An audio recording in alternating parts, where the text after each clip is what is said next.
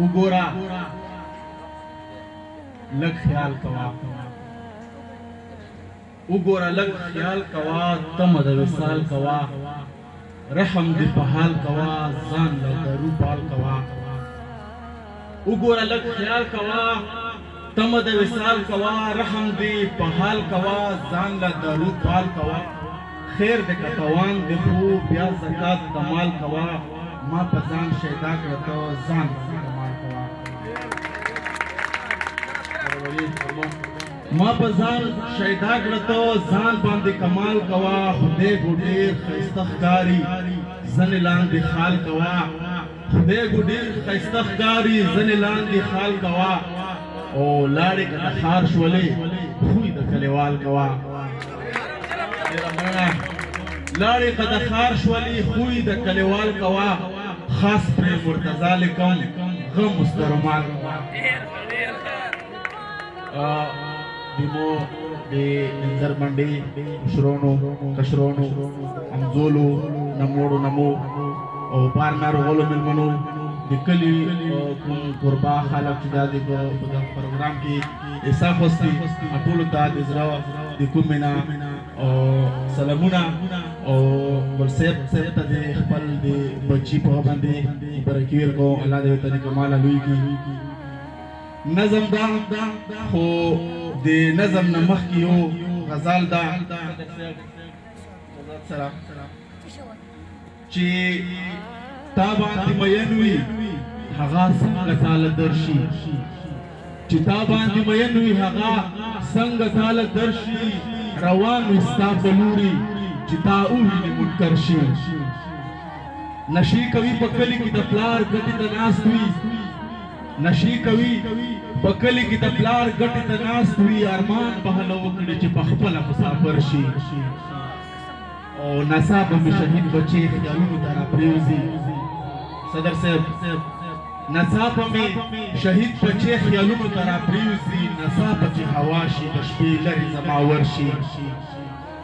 ناڅاپه مې شهید بچې خیالونو ته راپرېوځي ناڅاپه چې هوا شي د شپې لرې زما ورشي اغیاره که میدان کې چرته گیر شي بیا به پوه شي اغیاره که میدان کې چرته گیر شي بیا به پوه شي شډل بډل پښتون نه به بیا هلته خبر شي اغیاره که میدان کې چرته گیر شي بیا به پوه شي شډل بډل پښتون نه به بیا هلته خبر شي په وخت د شپې جنانه چې ستا یاد راسره مل شي ندیم صاحب په وخت د شپې جانانه چې ستا یاد راسره مل شي ما سترګې پټې نه وي چې اذان وشي سحر شي په وخت د شپې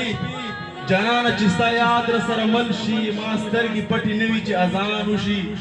سحر شي د مور احساس بیا هلته مرتضی ته په یاد شي چې کله یو ماشوم بچی د مور نه برابر شي نظم دا بخښنه غواړه نظم عنوان دا د قتل ګریوان او د مقتول لاس دغه قاتل خو خلو نه دی دغه قاتل خو د بخلو نه دی چې د وجې سړی قتل کړلو دی به چې خدای ته څه جواب ورکوي ته د الله کلام لوستلی نه دی ته د آقا کلام لوستلی نه دی ته حدیثونه اورېدلی نه دي قتله واوره په کلاو غوږونو د یو انسان قتل خو داسې دی چې لکه د ټول انسانیت قتل دی قتله واوره په کلاو غوږونو د یو انسان قتل خو داسې دی چې لکه د ټول انسانیت قتل دی دغه مقتول به بیا په ورځ د محشر د خپل الله څخه پوښتنه کوي هغه به تا څخه پوښتنه کوي چې ګناه څه وه د ده وایه که نه خیر قاتله ده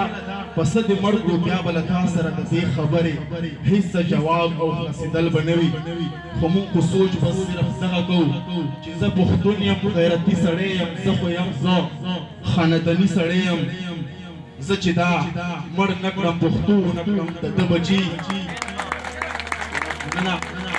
زه چې دا مړ نه کړم پښتو ونه کړم د ده بچي چې یتیمان نه کړم زه چې تورسرې د ده کونډه نه کړم نو د پښتو نه ما به ټیټه شي بیا نو د پښتو شمله به ټیټه شي بیا خو زه خو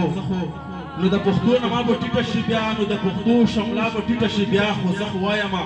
ای ورونو زما چې د پښتون نوم خو بس دغه نه دی چې ته به بې ګناه انسان قتلوي چې ته به واړه انسانان قتلوي چې مور لوی کړې په لالو لالو وي چې مور لوی کړې په نازو نازو وي چې ته د مور راوړې ځوان قتلوي